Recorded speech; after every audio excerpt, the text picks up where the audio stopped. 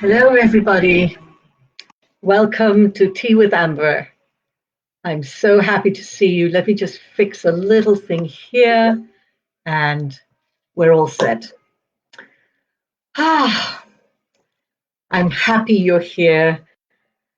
And here it is. We're middle of May now, and it's been quite a ride, hasn't it? So I want to thank you all for the lovely messages you sent me about the poetry I read last time. It was such a privilege and honor for me to read those poems. And I just want to say it's very interesting when you're on Facebook Live because there is no audience and you're speaking to yourself, and you're sort of the energy you're disseminating is not going out into the world. It's really kind of bouncing back off the screen back to you. And in that sense, at the end of the reading of the poetry, I too felt such a deep sense of, I don't know how to describe it, but there was a softening of the heart. There was a connection to life through the voice of the poet. So I just was thrilled about that. And because I'm just going to put the music off, because you liked it so much, I will look forward to offering some poetry another time. So I just want to make sure that we are all set here. I think so, and let's begin. Today, as we explore the Chrysalis Cave, I wanted to focus a little bit on the questions that show up for all of us on this journey. So I'm going to start by sharing with you a beautiful poem by a woman called Ganga White that I just came across a few days ago, and it's called What If? What if our religion was each other? If our spiritual practice was our life? If prayer was our world? What if the temple was our earth? If forests were our church? If holy water was our rivers, lakes, and oceans? What if meditation was our relationships? If the teacher was all of our moments? If wisdom was self-knowledge? If love was the center of our being?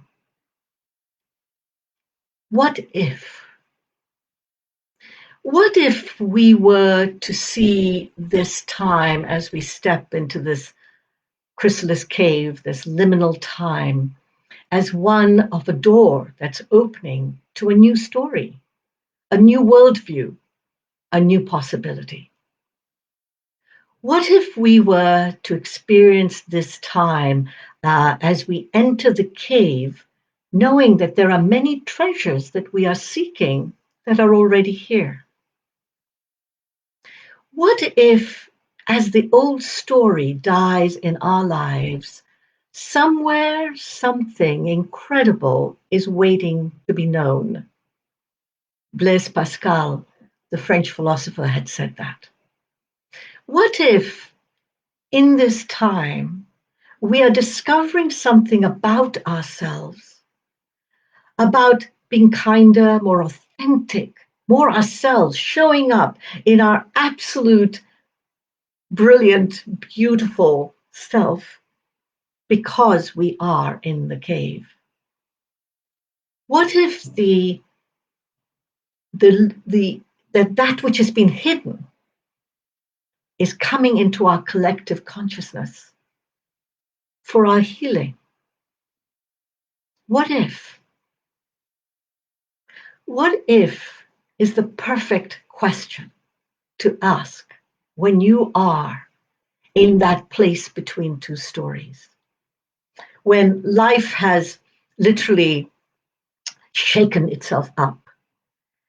What if is the question we ask when we are ready to go into the imaginal cell of possibility. We don't usually ask that question when we're happy and familiar in our comfort zones and living our lives. We don't need to. But it's when we're thrown out of the familiar habits of our life, when we're thrown into this place that we have found ourselves in now, that what if becomes a question. There are two ways to look at that. There is the what if in terms of possibility, and there's the what if, oh my God, the dread. We hold both. The liminal place is that place between. It's what I call the fertile void. It's the story in between. And I would like to read to you from Father Richard Rohr. He's a Franciscan monk who I think says something quite beautiful about what it is like to be in this liminal place. He says, in liminal space, we sometimes need to not do and not perform according to our successful patterns. We need to fail abruptly and deliberately falter to understand other dimensions of life. We need to be silent instead of speaking, experience emptiness instead of fullness, anonymity instead of persona, and pennilessness instead of plenty. In liminal space, we descend and intentionally do not come back out or up immediately. It takes time, but this experience can help us re-enter the world with freedom and new creative approaches to life. Isn't that wonderful? What an extraordinary way to describe this time of quarantine, forced lockdown, right? Shelter in place, the liminal place, and that place where we quieten down. Because in this sense, we have been forced to quieten down, but we may quieten down externally, but the restlessness is still in us. In the liminal place, the planning mind does not know what to do with itself. It's because the plans have been taken away. The ability to control, the ability to predict outcomes, results. This is the way we have been designed in our society. This is how we move. This is how we create success. We have plans. We move based on the results we're going to get, etc., etc. But here, Father Rohr is reminding us that, in fact, if you pay attention to this place you're in right now and go a little deeper and let go of all the paradigms of success and failure that have kept all of us in a pretty narrow, focused way, right? A pretty narrow, focused way of being in the world. If we can just let go of all of that and say, who am I? What are the creative seeds that I am germinating at this time? How am I choosing to show up for myself, let alone the world? The liminal place, the chrysalis cave, gives us the opportunity and the invitation to ask deeper questions. So even as there is a restlessness and an impatience to wanting to get back there, out into the world and get back into our work, etc., etc., I understand that. However, let us also remind ourselves that there is a balance that is being invited in.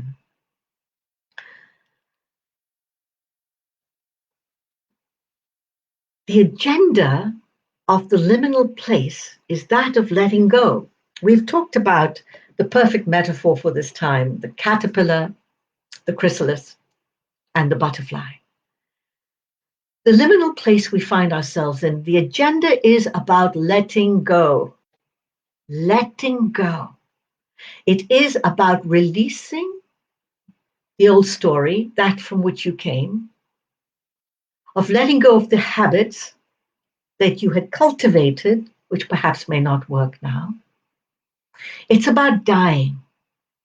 We are literally dissolving, just as the caterpillar dissolves and dies into this liminal stew of possibility.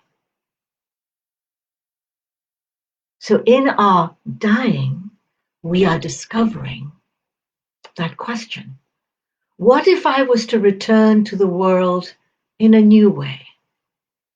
What if I was to bring my passions and gifts out in a way that I have never chosen to?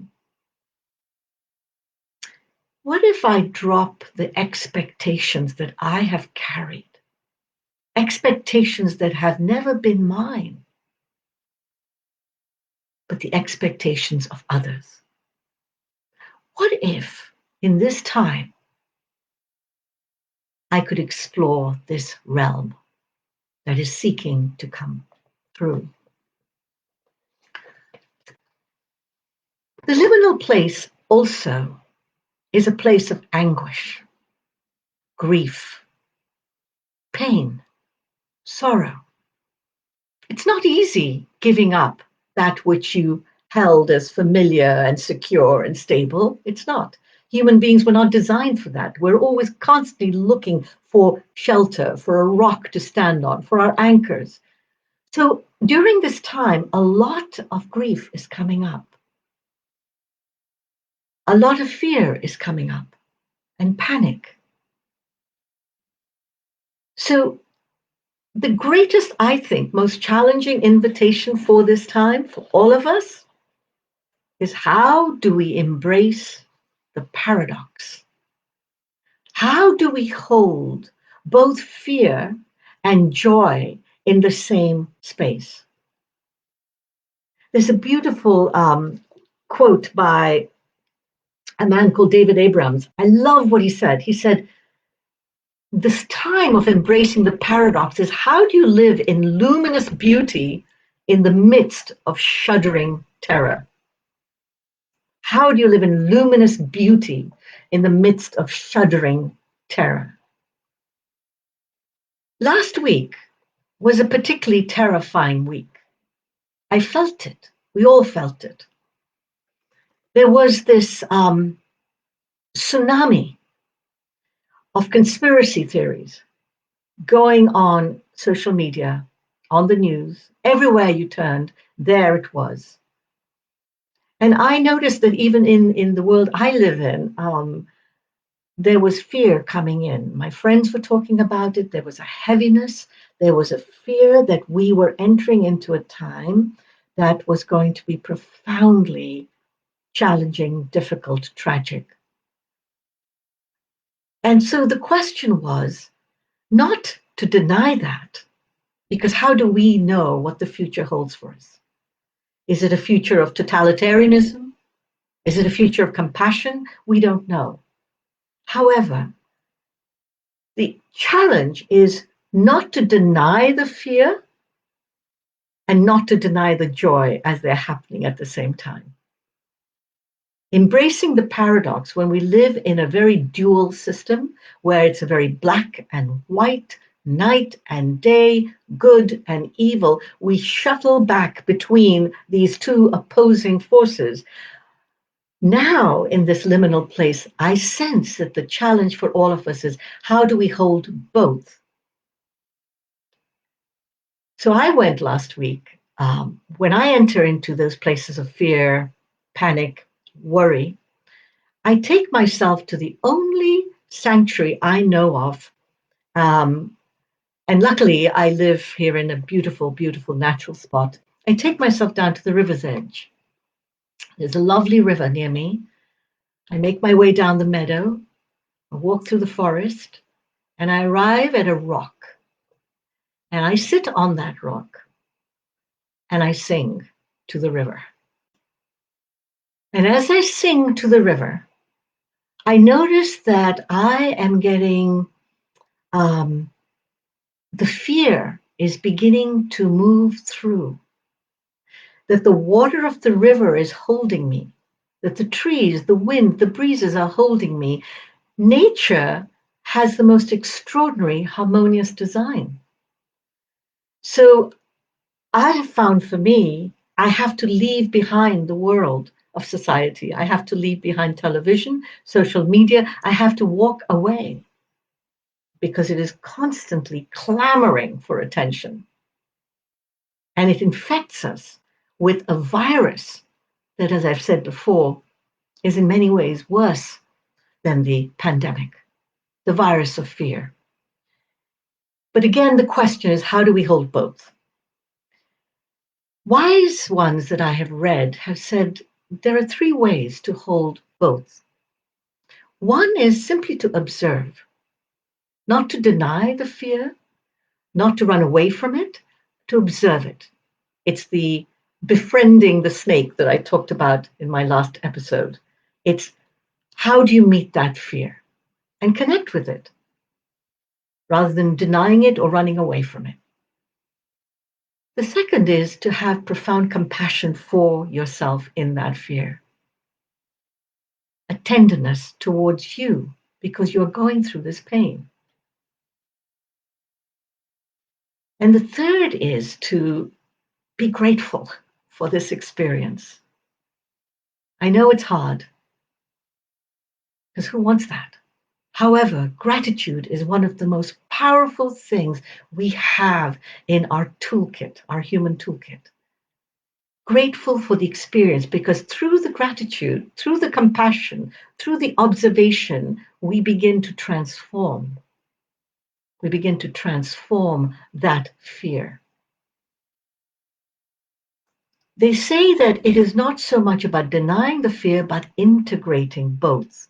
Integrating both so that you can transform the experience. I'm still learning how to explore this. So I'm just I'm still new at this. It's something I'm reflecting on deeply. And I might invite you to reflect on what it is like for you to hold both the fear, the grief, the joy, the beauty together in one space without running away from it. See how much there is for us to learn while we're going through this time? And our dear friend Rumi always has something extraordinary to say, and he has something extraordinary to remind us as we embrace the paradox. And he says this: keep walking, though there's no place to get to. Don't try to see through the distances. That's not for human beings. Move within. But don't move the way fear makes you move.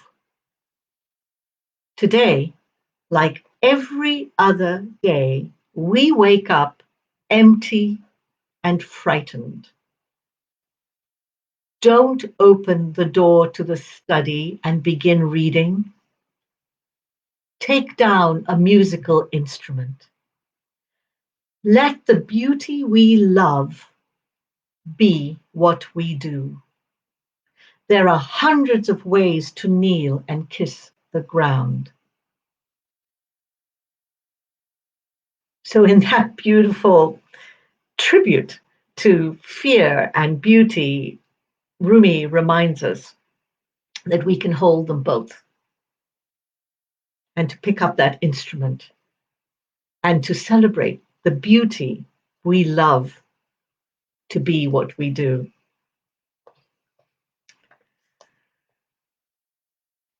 Here in this chrysalis cave, we're asked to live in the questions. We are all very much encouraged, motivated to find answers and we look for answers very quickly. Give me the solution. Tell me how to do this. And we're like this about finding answers. And we work at such a rapid pace that we don't allow ourselves to really pay attention to what is the question you are asking. Because whatever the question you ask, that will shape your journey. It's the question you ask, the question you don't ask, the question you're afraid of asking that will lead you to the answer. In my work, I talk about two basic kinds of questions. One is a survival question. A survival question is essentially fear-based. It is seeking safety as its priority. And generally, when we're in survival, the questions we're asking are very short term in that sense. They're immediate. How am I, and I'm not suggesting they're not important questions, because they are, but it's how we hold them. You know, how do I make money? What's the job I'm going to get? And now today, given the way we are, the survival questions are even more out there. They keep us very much in that place of fear. But there's another way to ask a question, and that is a visionary question. Visionary questions are much more expansive. They're asking us a deeper question. For instance, during this time, ask yourself, who are you? Who am I? Who am I becoming? What are my dreams now that this has happened? How do I want to move in the world when I step out of that frenetic world of drive and doing and ambition, etc.? Is there another way for me to meet life and for life to meet me? What is my purpose? That deeper purpose. Why am I here?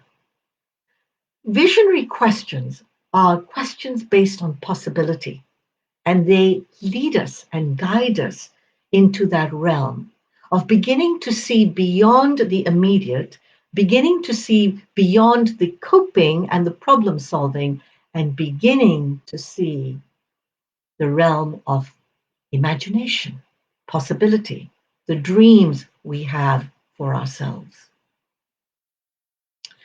I will explore visionary questions with you in my next episode, and I want to share with you in that episode two questions that I asked at a very broken time in my life. Two questions that were critical to literally giving me the ability to reimagine and redesign my life from a very different place in which I had been living it before. But that's for next time.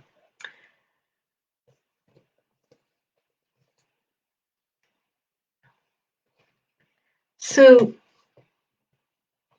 it's almost time. I love the way that half an hour just goes zipping by. Let me close with a beautiful poem by David Whyte that speaks to what we have been talking about in terms of the questions. It's called Sometimes. Sometimes, if you move carefully through the forest, breathing like the ones in the old stories who could cross a shimmering bed of dry leaves without a sound, you come to a place whose only task is to trouble you with tiny but frightening requests, conceived out of nowhere, but in this place, beginning to lead everywhere. Requests to stop what you are doing right now and to stop what you are becoming while you do it. Questions that can make or unmake a life. questions that have patiently waited for you. Questions that have no right to go away. David Whyte, sometimes. Pay attention to the questions that have patiently waited for you. The questions that have no right to go away. So what will be your questions this week? What will be the inquiry, the quest, the diving deeper into yourself this week? Perhaps you can ask yourself, what is it that nourishes me deeply? What enlivens me? What engages me? What inspires me? What do I appreciate? What am I grateful for? Because by asking those questions, you are led into the answer. And it might be a very unexpected answer. That is the beauty of the chrysalis cave. That is the beauty of the treasures that are awaiting you in the cave. So be brave, be kind, and be compassionate to yourself. So I want to thank you for coming to my Tea with Amber. Some of you have asked me if if I do private coaching. Yes, indeed, I do. I have a visionary coaching program, and if you're interested, please drop me a line, either private message me or send me an email on my website, and we can have a complimentary session together, face to face, one-on-one. And those of you who are here and would like to share the Tea with Amber to a friend or family member, please feel free to go to YouTube, my Tea with Amber channel. Please subscribe. I would love to see more people subscribe and share it from there. So again, thank you, my friends, for joining me for my Tea with Amber today. Goodbye.